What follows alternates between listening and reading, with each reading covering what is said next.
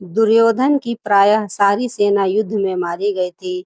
अंतोगत्वा उसका भीमसेन के साथ युद्ध हुआ। उसने पांडव पक्ष के पैदल आदि बहुत से सैनिकों का वध करके भीमसेन पर धावा किया। उस समय गदा से प्रहार करते हुए दुर्योधन के अन्य छोटे भाई भी भीमसेन के हाथ से मारे गए। अपने राजा दुर्योधन की ऐसी दशा देखकर और अपने पिता द्रोणाचार्य की मृत्यु का स्मरण कर अश्वत्थामा अधीर हो गया।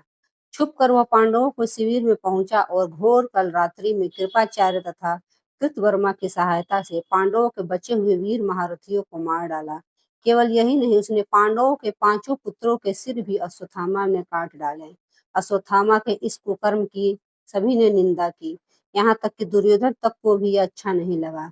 पुत्रों के हत्या से दुखी द्रौपदी विलाप करने लगी। उसके विलाप को सुनकर अर्जुन ने उस नीच कर्म हत्यारे ब्राह्मण के सिर को काट डालने की प्रतिज्ञा की।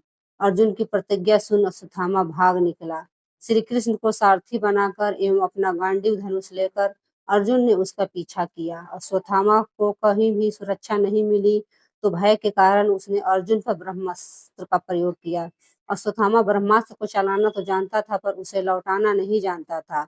उस अति प्रचंड तेजस्वी अग्नि को अपनी ओर आता देख अर्जुन ने श्री कृष्ण से विनती की, हे जनार्दन, आप ही त्रिगुणमय सृष्टि को रचने वाले परमेश्वर हैं। सृष्टि के आदि और अंत में आप ही शेष रहते हैं। आप ही अपने भक्तजनों की रक्षा के लिए अवतार ग्रहण करते हैं। आप ही ब्रह्मा स्वरूप हो, रचना करते हो। आप ही विष्णु स्वरूप हो, पालन करते हैं। आप ही रुद्र स्वरूप हो, संहार करते हैं। आप ही बताइए, यह प्रचंड अग्नि मेरी ओर कहाँ से आ रही है और इससे मेरी रक्षा कैसे होगी? श्री कृष्ण बोले, हे अर्जुन, तुम्हारे भय से व्याकुल होकर अश्वत्थामा ने यह ब्रह्मास्त्र तुम पर छोड़ा है। इससे बचने के लिए तुम्हें भी अपने ब्रह्मास्त्र का प्रयोग करना होगा, क्योंकि अन्य किसी अस्त्र से इसका निवारण नहीं हो सकता। श्री कृष्ण की इस मंत्रणा को सुनकर महारथी अर्जुन ने भी तत्काल आचमन करके अपना ब्रह्मास्त्र छोड़ दिया। दोनों ब्रह्मास्त्र परस्पर भिड़ गए और प्रचंड अग्नि उत्पन्न होकर तीनों लोगों को तप्त करने लगी। उसकी लपटों से सारी प्रजा दग्ध होने लगी। इस विनाश को देखकर अर्जुन ने दोनों ब्रह्मास्त्रों को लौटाकर शांत कर दिया और झपट कर अश्वत्थामा को पकड़कर बांध लिया। कृष्ण बोले, हे अर्जुन, धर्मात्मा, सोए हुए असावधान मतवाले, पागल, अज्ञानी, रथहीन स्त्री तथा बालक को मारना धर्म के अनुसार वर्जित है। इसने धर्म के विरुद्ध आचरण किया है। सोए हुए निरपराध बालकों की हत्या की है। जीवित रहेगा तो पुनः पाप करेगा। अतः तत्काल इसका वध करके इसका कटा हुआ सिर द्रौपदी के सामने रखकर अपनी प्रतिज्ञा पूरी करो।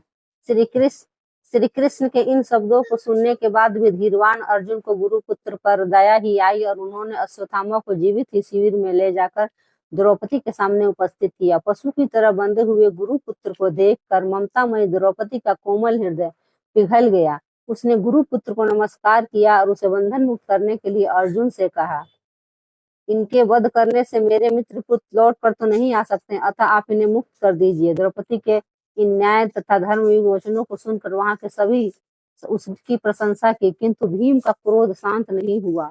अर्जुन ने अपनी तलवार से अश्वत्थामा के सिर के केस काट डाले और उसके मस्तिष्क की मणि निकाल ली। मणि निकालने से वह श्रीहीन हो गया। श्रीहीन तो वह उसी क्षण हो गया था जब उसने बालकों की हत्या की थी, किंतु केस मुड़ जाने और मणि निकल जाने से वह और भी श्रीहीन हो गया और उसका सिर झुक गया।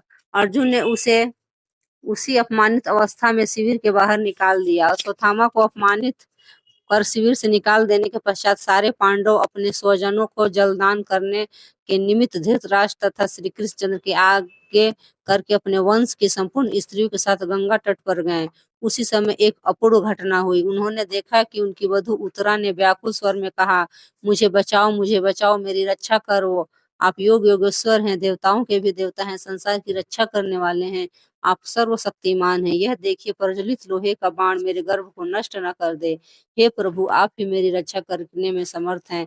ऐसे कातर वचन सुनकर श्री कृष्ण तुरंत रथ से कूद पड़े और बोले कि अश्वत्थामा ने पांडव वंश को नष्ट करने के लिए फिर से ब्रह्मास्त्र का प्रयोग किया है, जिससे उत्तरा का गर्भ अत्यंत जलने लगा, परंतु श्री कृष्ण ने अपने तप से शिशु को पुनर्जीवित कर दिया।